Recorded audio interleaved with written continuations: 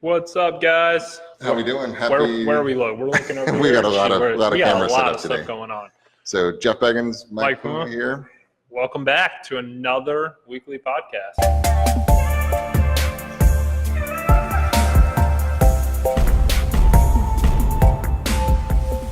As things are growing and getting more exposure, we're getting a lot of people reaching out and asking questions, which we love it. So keep it coming. Yep. So we decided just to the questions we get repeatedly, Yep. We're going to bring them out because if they're being asked, you may have them in your same mindset too. So we're going to hit some of the top ones that we've been getting over the last week and kind of hit that. So let's start from you. You started out. Yeah. So I think, and this one, I think I got from 3 or 4 different people today. Actually, a friend of mine, Matt, wrote in though. His wife's a new agent, and I know he's thinking about a couple. Like I have to pay them to be my friend, but I still count them as friends. So Matt is thinking about becoming an agent. His wife's a new agent, and he said, listen, what is the best way to get leads and grow your business as a new agent? And I know he's definitely not the only one. His wife's not the only one asking that question, because I got it 3 other times today from other agents asking pretty much the same question. Okay. And I think it's an interesting one, especially in today's world and with the real estate market the way that it is today. Right. This morning, it's ironic, I got here and I was talking to John Lum, and he said, I don't know if there's ever been a harder market for a new agent to penetrate because of the influx of agents that you have, of people getting into this business, on top of the limited inventory on the market, on top of just the craziness and the headlines and everything that's going on, which it's a booming real estate market. But what most people don't realize on the consumer side is it actually makes it harder for the individual agents to succeed in many ways. But I also think there's a lot of positives of being in this market as well. So interesting question. I'll let you give your take on it, and then I'll give mine. Well, kudos for asking the question, because I think this person is ahead of the game for one specific reason. There's a lot of people that get into real estate or consider getting into real estate, and they don't know how they get leads, right? I think the false assumption is that they're going to be given leads. Yeah, the brokerage is going to get there. Right. It's a common question. How are you going to give me leads? Right. Where do my leads come from? And so here's the reality of it. And Matt was the question, right? So Matt, here's the reality of it. It's not very easy, right? But it's very simple, right? And there's a lot of different ways. So let's back up to the question, back up to the foundation. Is what are you doing this for, right? Because there's a lot of different leads. You can go after seller leads. You can go after buyer leads. You can go after first-time home buyer leads. You go after vacation rentals. You can go after teardowns. You can go after all kinds of different things. You can go after for sale by owners. You can go after expired listings. Everything works, right? You can target retiree communities. You can target everything if you want. So you first have to become clear as what are you doing this for? Yep. Right? And then what is the path of least resistance? We talk about that all the time. And how are you going to get the business? How are you going to get the leads? And here's the biggest problem I see. People think they're going to be fed. And be honest with yourself for a second.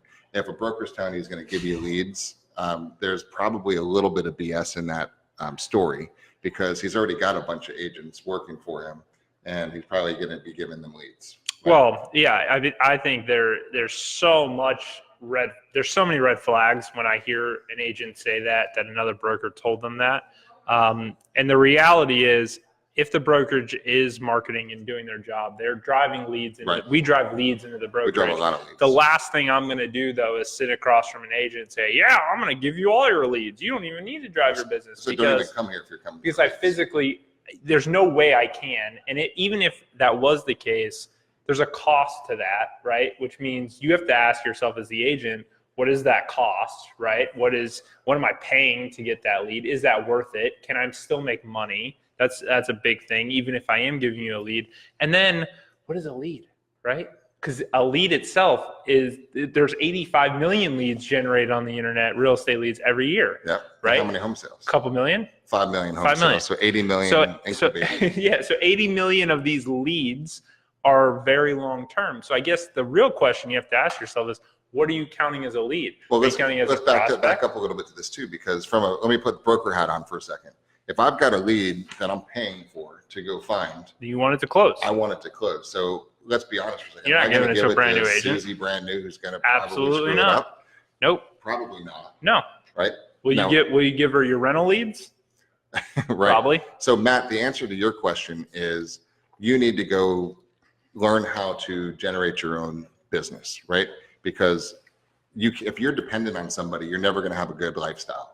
Right? You've got to be independent 100%. and learn how to create your own world. So what I recommend that you do is really understand you. Let's start a little bit of self-awareness. What are you good at? Like I did a lot of coaching today here in the Tampa office, and the 3 different coaching sessions I had were dramatically different from each other. I mean, totally different. I mean, the different personality styles are so crazy. And I wish we would have maybe we'll start videoing some of these Guac in the future, but they're so different. One of them was totally different personality, high D, driven, experienced agent she's been with us for a long time. And her business plan is dramatically different because she just has a personality style that just goes and does it. She goes door knocking, she likes hitting it and just going forward and she's unstoppable. Yeah. Right. So the way I coach her is totally different than the second one, who's sweet, right? Nice, a little calmer, a little more precise, a little more analytical. And so her business model is completely different than the other one. And then the one right after that was a younger guy who's working with us now who actually got a couple questions he gave me for the podcast today too. So it's totally different. So there is no one size fits all answers because these 3 people have a completely different business lead generation plan. Yep. And it's so different. One is focusing on tear down, right? Yep. Cold call door knocks in a certain neighborhood. The other one is working for sale by owners in a specific fashion that we came up with that works for her. The other one is really working on his sphere of influence, really focusing on digital marketing, content delivery, right? I mean, you can't get any different than those 3 things. It's very different. So the answer, the long-winded answer to your question is it depends on you and what your goals are. So if you, depends on your income goals, because if you want to make 400 grand this year, you really can't do that very easily just working with buyers. So you might have to have a listing minded strategy on what you're going to actually do, and then figure out where's your personality strengths and how are they there to go get business, go get listings. Yeah, I'm with you. I think step number 1 is self-awareness. Obviously I know Matt and I know his wife Carlin, who's really asking this for, so I could give some very specific advice to him.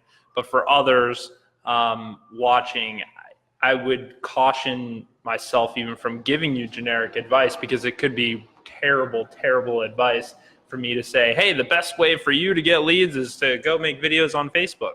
Do I know that works? Absolutely I do. But I also know that if you're not comfortable enough and confident enough to get on camera every day and produce content, you're not going to do it. You're going to hold back. You're going to make excuses. And it's actually the worst advice I could give you, where you may feel way more comfortable knocking on doors or writing articles on LinkedIn or doing something else that will also drive business. So the real answer here is you have to know yourself. You have to know what you're comfortable with, right? And have a business partner that can guide you properly. Yep. Have a business partner that you can go consult with, like we do with our agents. I would sit down, if you were with us, I'm going to sit down with you and say, okay, let's go through this. What do you enjoy doing? What do you like? What are you good at? What do you know you're not good at? And then let's build a plan. Now, here's what I will say.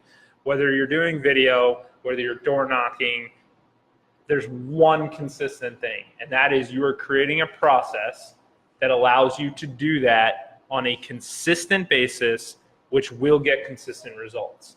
Right? So if I'm door knocking regularly, and I'm creating a system to go door knock. If I'm going to create video, I'm creating content daily, and I'm creating a system that allows me to create content daily, giving myself the time, giving myself the ideas, giving myself the topics. Like all of that is creating the process, which allows you then to replicate that on a consistent basis, which is the key, regardless of what you're Even saying. if you're going to pick a neighborhood that's still susceptible to postcards, right? Yeah. And you're delivering postcards all the time. Delivery, right? All and the if time. you're door knocking or phone calls, All the time. There's communities that still have a large percentage of home-based phone lines. We have an office in Sun City Center, right? Which is an older retirement crowd. Are you going to reach as many of those folks on digital marketing? No. So you got to find other ways to get in front of them. And there's plenty of ways to do that. I also think that for new agents especially, and this happens with experienced agents too, new agents especially, they get distracted, right? They're like my toddler. Like he's like, oh, cool toy. And then, he looks over here and it's another thing. And then over here, and they get distracted, right? And that's what happens to new agents, especially those who haven't done many deals yet. You're like, oh, here's the deal. Oh, wait a minute. Someone's saying they might buy over here. Okay, I'm going to go over here. And then this one's over here. And you get very distracted. And that's where it all circles back to what you mentioned earlier, your plan and your goal. And if you have that, right, if you know that in order for you to live the lifestyle you want to live right now, and that's going to change over the course of your career, could change quickly. But right now, if you say, I need one deal to live what I need to live, right?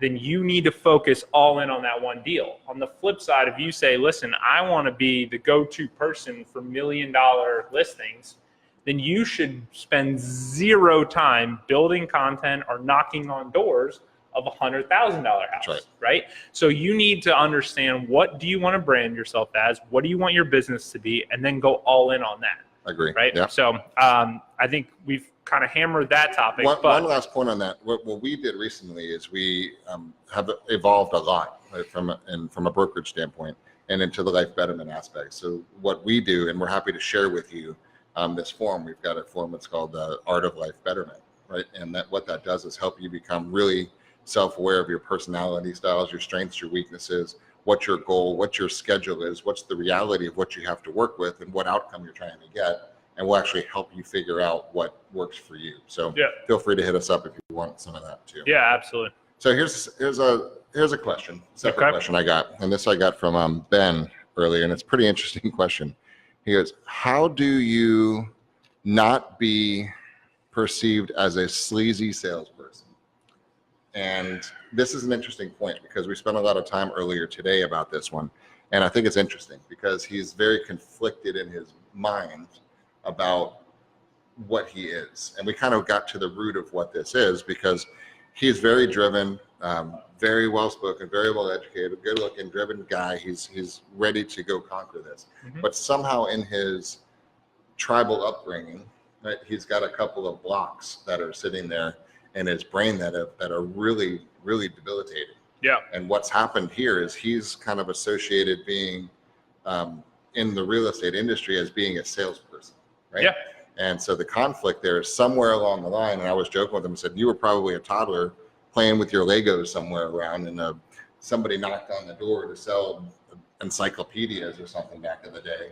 Yeah. And your mom or grandma or aunt or uncle said, geez, damn sleazy salespeople. And you're going vroom, vroom, vroom with your Legos. You didn't even realize it, but it sucked into your head. It went in there. As a subconscious issue that salespeople are sleazy and they weren't received right. So who knows where it happened or how it happened, but his perception of a salesperson is conflicting inside of his brain. So we had to really strip out a lot of things inside of his brain today with the coaching that we did. And I think it'll be relevant for the group that's watching right now.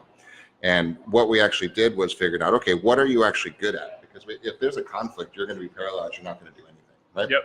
So what we started, he goes, it's not me. I said, what's not you? He goes, well, just being salesy. Well, then who told you to be salesy? He hasn't been to Beggins University yet. Goes, okay, right? Yeah, that'll help. So that's going to happen in another week.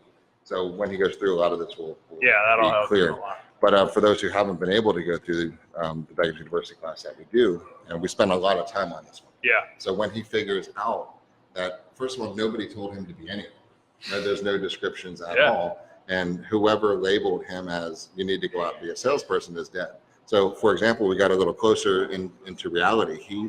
He's got a really nice sphere of influence, right? And he's afraid that when he reaches out to them, he's going to feel salesy, and he doesn't want to be that pushy type of person. So a lot of you can relate to that one because that's an issue that we hear an awful lot. Yeah. So how do you change your mindset as to not be a salesperson? First of all, acknowledge that what is a salesperson anyway? And I think what really hit home today with him was realizing that all we do in the real estate business is help people do what they're going to do anyway.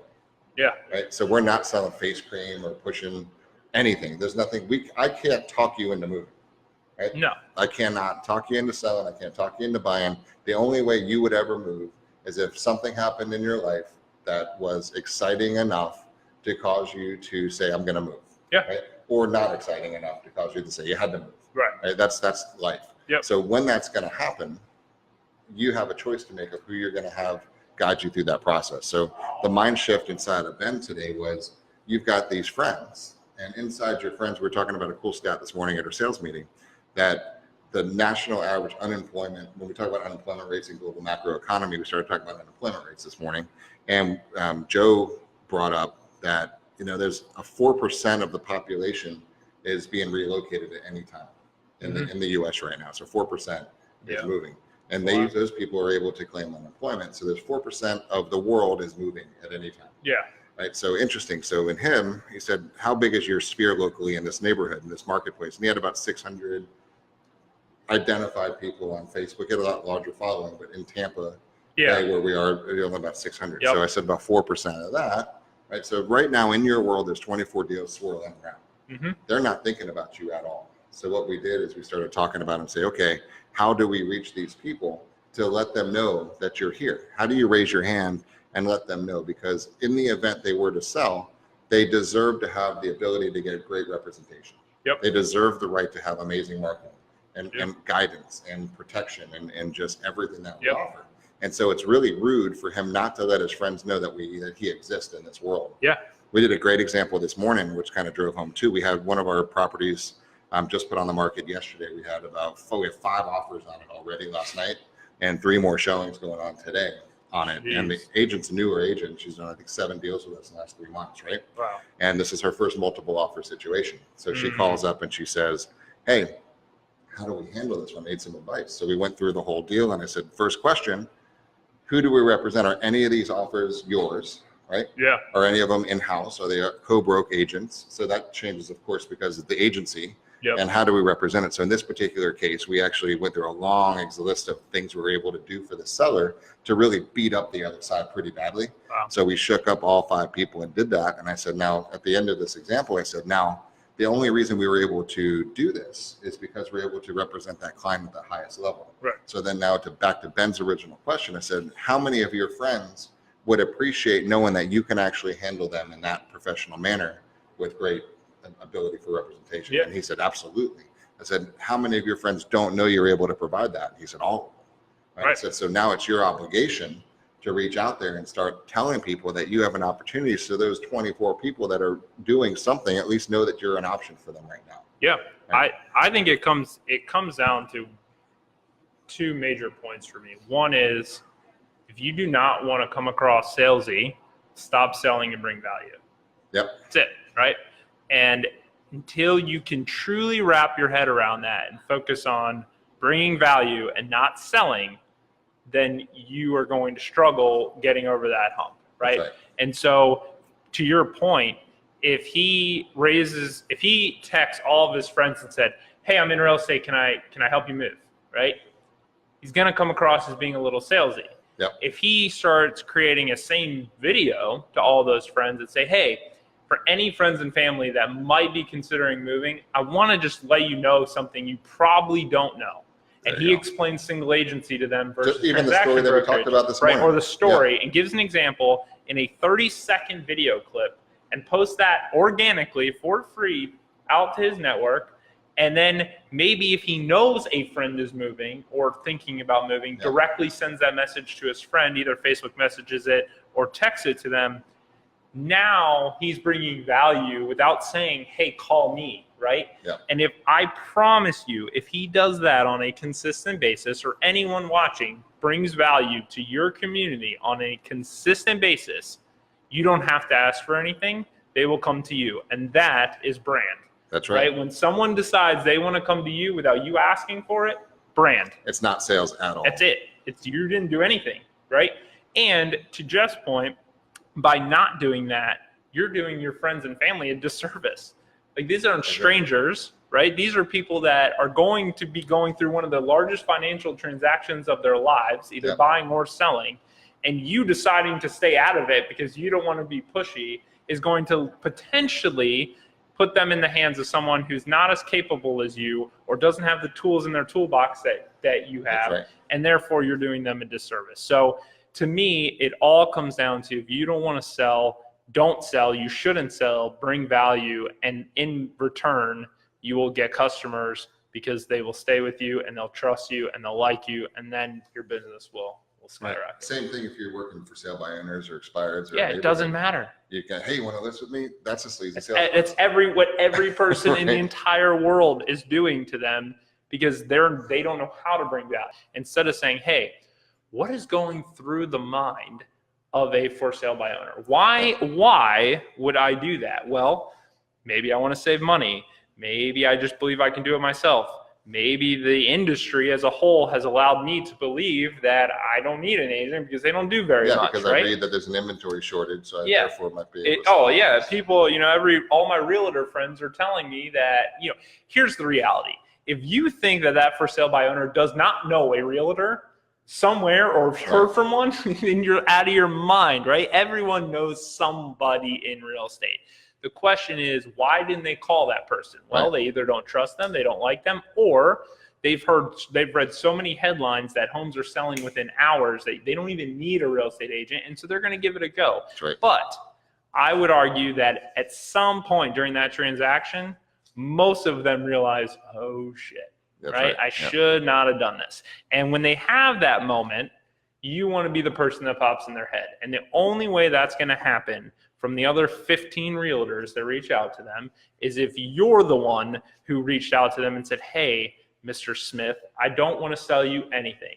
I am a local real estate agent, and if you ever need one, I'm absolutely more than willing to help you. However, what I do want you to know is if you're going to sell your home yourself, here's a checklist of 5 things I would do. If you need contact for a lender, if you need a contact for an inspector, if you need someone to offer a home warranty, here's my contacts. It doesn't charge you anything. I hope this helps. Yep. And if you have any questions or need help, let me advise you, and I'm here to help in any way that I can.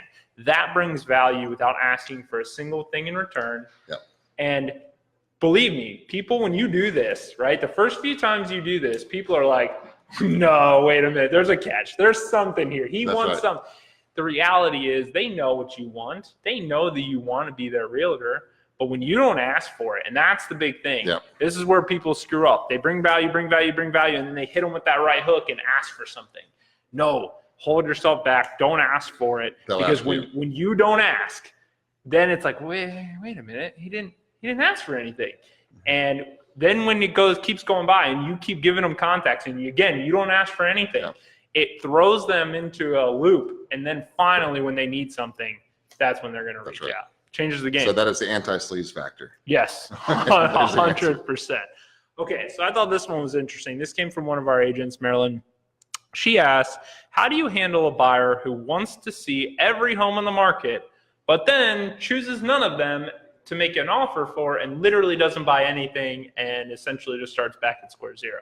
So I'll give my take because I know you're going to have a pretty strong take on this one as well. Obviously, I am not an agent. I am just our marketing guy. So but I will tell you from just spending a lot of time with Jeff and Craig and agents on a daily basis and how I would approach this, I 100% would have never, and maybe you did this, right? But for other agents watching who have been through this scenario, I can tell you for certain, because I value my time way too much, this individual never, ever, ever would have been in my car driving around with me until a couple of things happened. One, we would have gone through every single home that you looked at in detail online, sitting in this office or whatever office you're in before they ever sat their butt in my passenger seat to drive them around. And we would have taken that 20, 30, 40, 50 homes that they may have come in, because it sounds like this customer had very broad appeal. And we would have narrowed that down to 5 that are realistically in their price point. And that's another thing. I would have gotten them pre-approved for financing, so we actually understand what they can actually afford, what's realistic.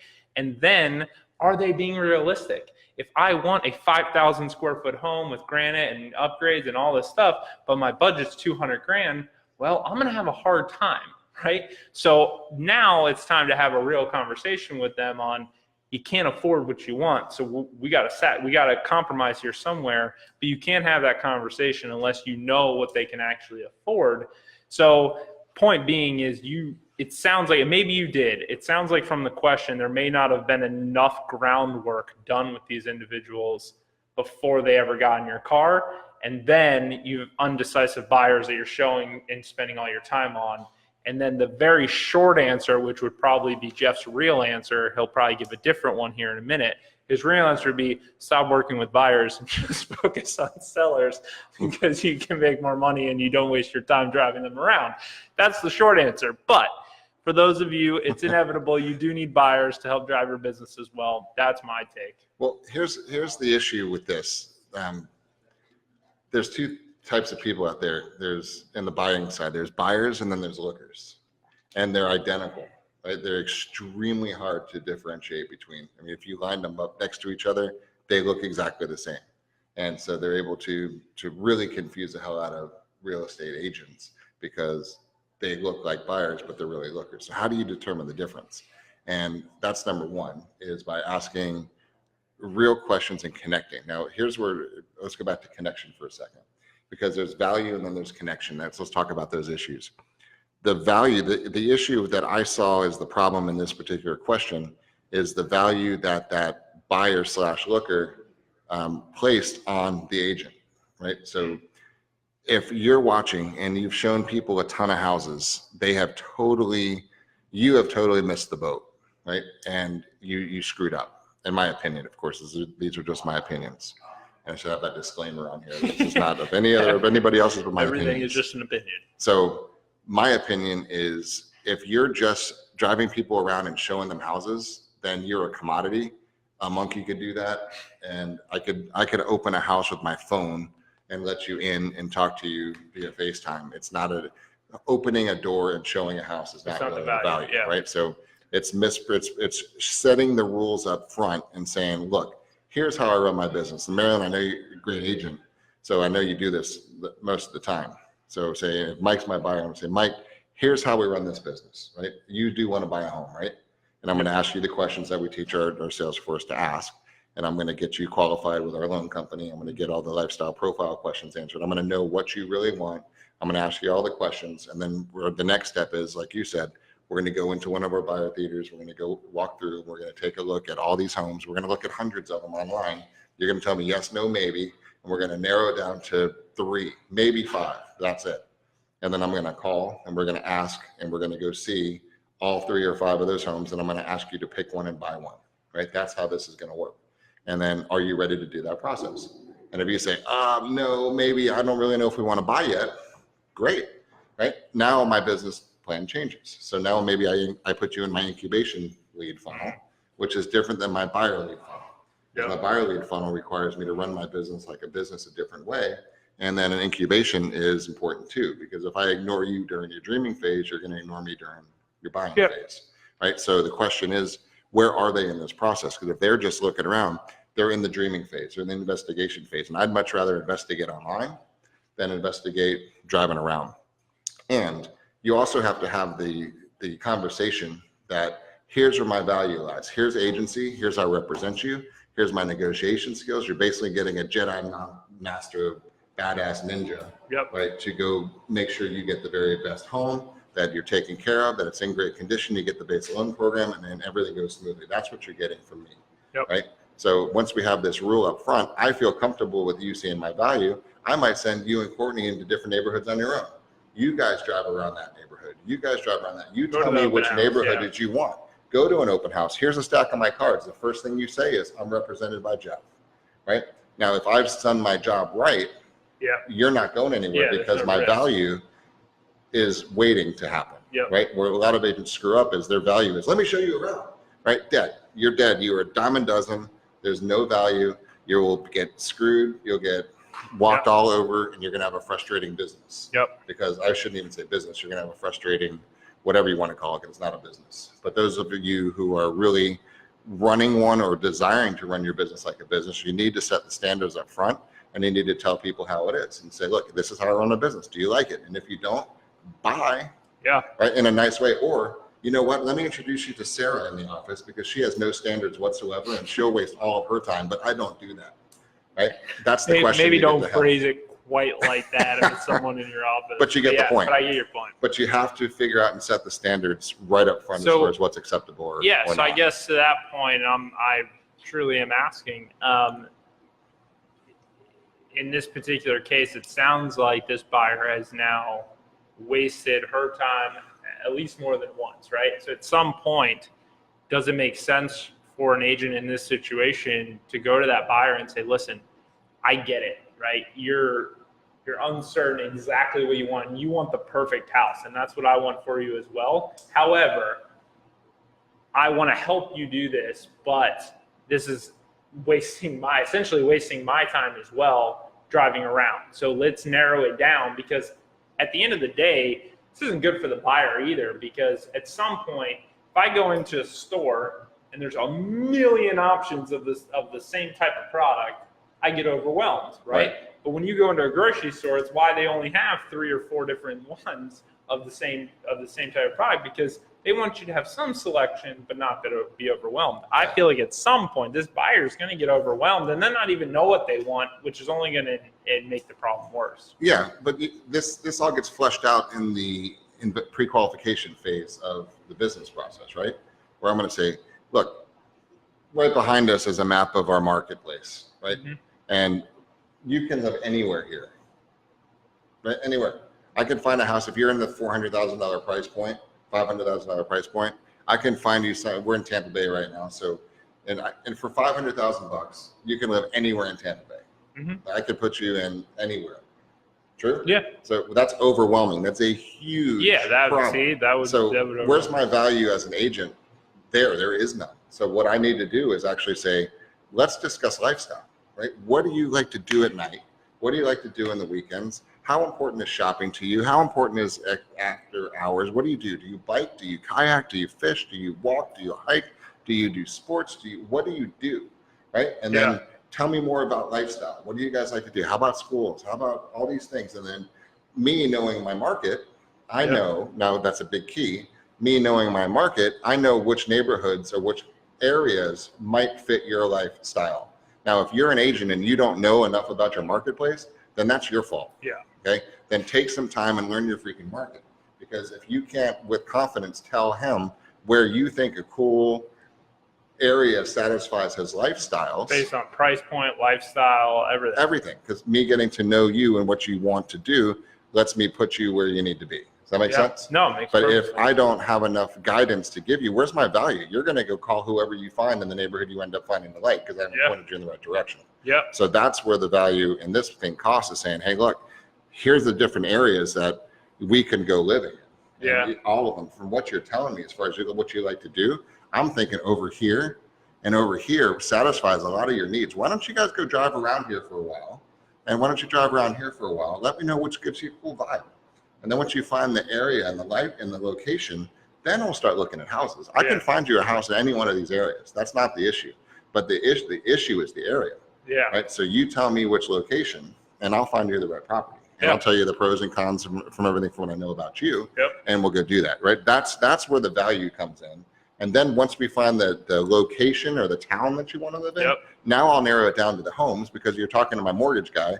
My mortgage guy is giving me the box of which you could afford a home in. Mm-hmm. And now my job is to find the very best property in that neighborhood, in that price point that makes you happy. Yeah. Right. And if I have this conversation right up front, you're going to appreciate it. You're going to give value, and I'm not going to waste your time or my time. And then you're waiting to find the right house to turn me loose as your Jedi master to go get you a good deal. So if you're not having these conversations and setting the rules up front, you're wasting everybody's time. Yeah. And so not only will that help drive your business, but the other thing to keep in mind, the other danger here is, think about the agents on the other side that you're wasting their time too. And you made the seller make their bed. Yeah. That's not very nice. Yeah. Right? Yeah, well, that's what I mean. You're wasting the seller's time. You're wasting other agents' time on the seller side, right? And those are relationships that it's just never good to get into practice and get the reputation of, oh, she's not serious, right? She deals with buyers who aren't serious. You don't want to get in that. Yeah, how much better is it when if I was working with you as a buyer, you and Courtney and family, and said, here's the neighborhoods I think really work well for you, right? From based on what you told me, here's some homes. Let's look at all the virtual tours. Let's look at the videos. Let's look at all these photos. Let's Google Earth it. Let's Google Maps it. You know that that's the one on Oak Street that you really, really want. So by the time we actually go see it, really all you're doing is verifying the purchase you've already that made. everything is right. Yeah. Right. So if I did my job right, you're just really going to see it to validate your decision already. Yeah, agreed. Yeah. So hope that helps. If you have follow-up questions, obviously reach back out to us. Here's the next one that I got, which I thought was pretty interesting. How do you handle, this is talking from a listing perspective, which you know I love. How do you handle the commission objections and pricing objections when you get them right away, right? So let me give you some context. The agent who asked me this question sent it and said, I was talking to this person and I know they're thinking about selling their house, and they asked me what we charge and they asked me what I can get for their house, right? And I said, well, if you answer those questions, get out of the industry, right? Have you seen the house? No. Okay. Where are they moving? What's their time frame? I don't know. If you answer these questions, get out of the industry, and this is not the company for you either, right? Because that's just how we do it. And I said, here's the situation. He goes, well, what do you think? He goes, I talked to another agent that he knew, right? And that other agent said, we charge 6% and I can get you $690 for your house, right? And I said, so the other agent just blurted that out. And they said, yep. And so then I said, well, I don't know. And then the seller actually said to our agent, the other agent told me they could do it for 6%. They can get me $690. What will you do it for? And can you get me any more? Right. And this happens a lot. Yeah, 100%. But you're commoditizing yourself 100% as well. So let's flip the script on this one, because it's a major issue. Okay. Because 90% of the agents out there would say, you know what? I think I can get you $690 too. I'll do it for $5. Right. Yep. And this happens all day long. Yep. And agents will roll over and then they'll do whatever they need to do, and they'll take it and they'll say, oh, I could probably get you $7 and I'll do it for $5. And then someone says, well, you know, $725 works. So, I think I might be able to get that for you. Here's sign. And if I double side it myself, I'll do it for 4.5. Here you go. Go ahead and sign and give me your listing. Right. This is happening all over the place because, to your point earlier, there's way too many people that don't treat this as a business, that are desperate and hungry and lack skill, and will do whatever they take as they're desperate to try to get a deal. Yeah. And the problem on the flip side is the sellers see this happening out there, which forces a bigger commoditization problem inside the industry, that they say, well, so-and-so will do it for $6. What will you do it for? What will you do it for? And what will you do it for? And so I hope those who are working with us for a while now, as soon as you hear the "it" word, red flags start flying around and the siren goes on and say, "It? What is your it? Yeah, what is it? What is the it that they're going to do? What do you want me to do for that percentage?" Right? Maybe, I don't know. What is it? What did they tell you they were going to do? Or they're going to list it. They're going to list it. Yeah. Right? That's what they're going to do. Let me save you some money. What is that? Here's a phone number of a local Yahoo for a couple $100. He'll let you put it on the MLS. Put you on the MLS. So that's all you want. Yeah, shit, save me some time. And you just listed it. Right? And yeah. Don't do it for 3%. Do it for $200. Right? So the value goes back to value, and actually selling to them what do they really want? Right? So when the way we do it and the way we handle those things is say, look, I have no clue what your house is worth. Right? Here's your RPR report. Here's your estimate. Here's your AVM. Here's your thing. Here's your ballpark. Your house is worth 700-ish. Right? I haven't seen it. And this particular agent used to be in the jewelry business, high-end diamonds, right? Mm-hmm. So it's just as absurd as me saying, hey, dude, I've got this 2.5 carat diamond right here in my hand. What would you give me for it? Yeah, right? Without looking at it. And he says, I don't know. Let me see it. No, what will you give me for it? It's stupid, right? Yeah. What's the cut? What's the clarity? What's the inclusions? What's going on in it? Where's the value? And then what's the market? And what are we competing against? Yep. Right? So how is that any difference? And somehow in this industry, people are saying, oh, I'll do it. I could get you that. Everything's selling for $700 a square foot. Stop it, right? It's just dumb. Yeah. Because you don't know. Because what's the house worth? The house is worth what a buyer is willing to pay based on whatever is available to them on the day they decide to buy. Yep. That's it. And the price point today, if I told you what your house is worth right now and said, here you go, based on all of the comps and all of your competition head to head to value your house in today's market, it's this right here. Yep. Tomorrow, not relevant anymore. Yeah, well, tomorrow my neighbor might come on, decide that he's getting divorced and is out of money and needs to sell his house for $100,000. Yep. and it affects every single home on the market that he's going to get comped Or the against. local factory shuts down and 6 people just lost their job in the neighborhood and 6 houses go on the market, reshuffles the deck, right? Yeah, So, I mean, there's a million factors. And the other side of it is the quick answer to that is endless amount of money. I could get you an endless amount of money, right? Anything's possible. I don't know. Maybe someone's willing to pay $100 million for your house. The reality is, to your point, the market decides, right? Yep. Not us, not a realtor, not a brokerage, the market, right? We can tell you based on comps what it should be worth, right? But we see this time and time again. The auction we did in South Tampa, right, was a prime example of this. And our auction process is amazing with our higher end homes. I love it for one reason more than anything else, and it's because if you are a buyer, see, everyone discounts the buyer side of the auction because you are paying a 10% premium to buy at the auction. However, in no other real estate transaction do you actually get to sit in the room with your competition, which is the market, and see the true market value, because you're literally in a room where he's saying, I'll pay 3, I'll pay 4, I'll pay 5, I'll pay 6.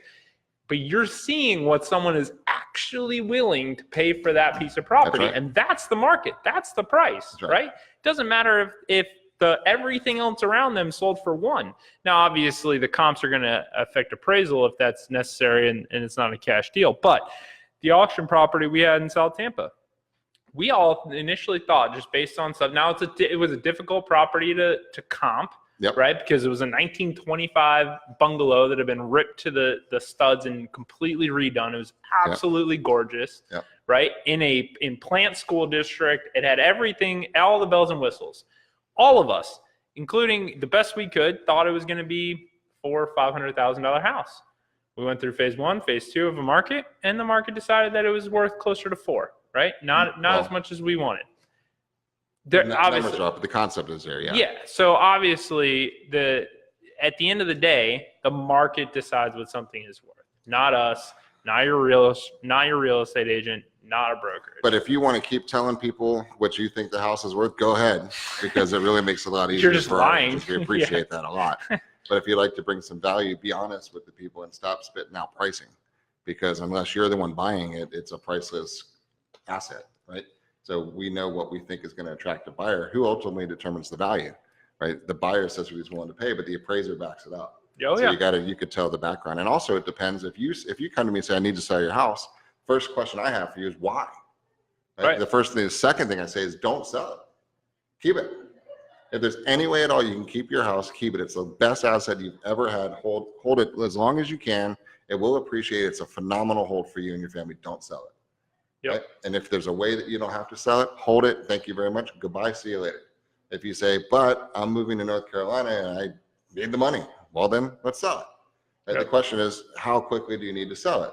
Do you need to sell it this weekend, or are you okay 4 months from now? When are you moving? What is your time frame? And you say, screw it, I don't care. I'm retired. I don't really give a crap. I could sell it today. I could sell it tomorrow, but I'm not going to give it away. I want top dollar. Fine. There's a different marketing strategy. There's a different price, right? Versus the other one is, hey man, I haven't made my payment in 6 months and I'm screwed. And if I just got a notice and I need to dump this thing, right? Get me out of here this weekend. There's a different marketing strategy. There's a different price, right? So to be able to just say, you're going to get you this price is the dumbest thing I've ever heard in my life. So please stop doing that if you're doing that. Well, and then when it comes to negotiating your commission, in my opinion, if you cannot sit there and negotiate your value as an agent, you have zero business negotiating the largest financial transaction of someone's life, and you need to walk away. Let's restate that a little stronger. I don't know how else to say it. And a prime example of this, if you don't have the ability to fight for your own value, leave the industry now. Walk away. Bye. See ya. Because the reality is, I don't care who it is, what the situation is, you have to be able to stand your ground on value. We just had a good friend of mine, right? Yep, this was fun. Come to us in an auction environment. We were taking over the sale, and we were going to run it through our 3-phase auction.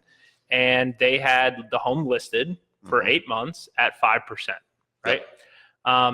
We sent over a commission agreement at 6%.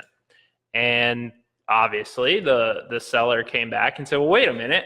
Dude, we're friends. I Man. thought Come it was on, fine. Yeah. hook me So up, they came back 5%. and they said, come on, why can't you can do it at 5? That's the industry. That literally was the response was, and I love you, Dean, but the response was, well, if you look at the average commission rate in Pinellas County, it's at 5. And I said, cool. If I let you win this, if you win this and I list at 5, then you need to fire me and not give me this deal, because my ability to negotiate on my behalf to get it at 6 is a direct indication of my ability to negotiate for your seller.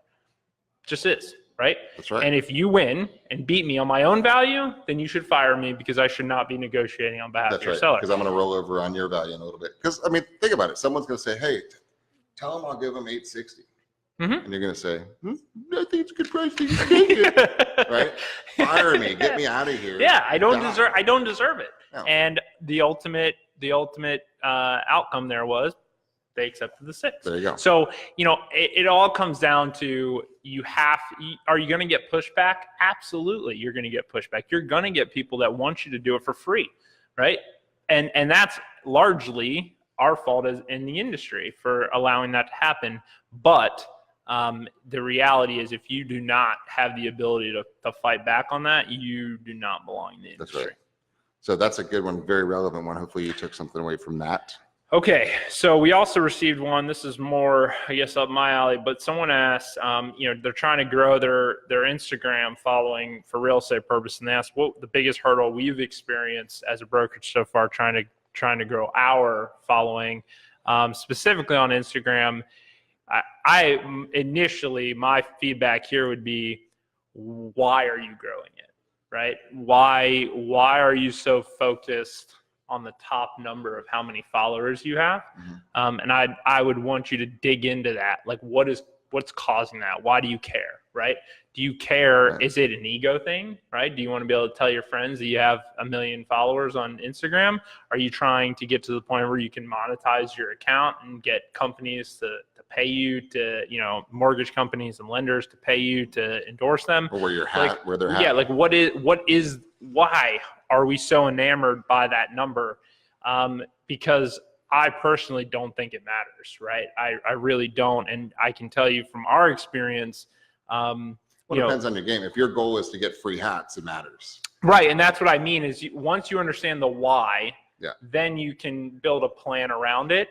I can tell you our personal mission is to not grow the Instagram or Facebook or anything else.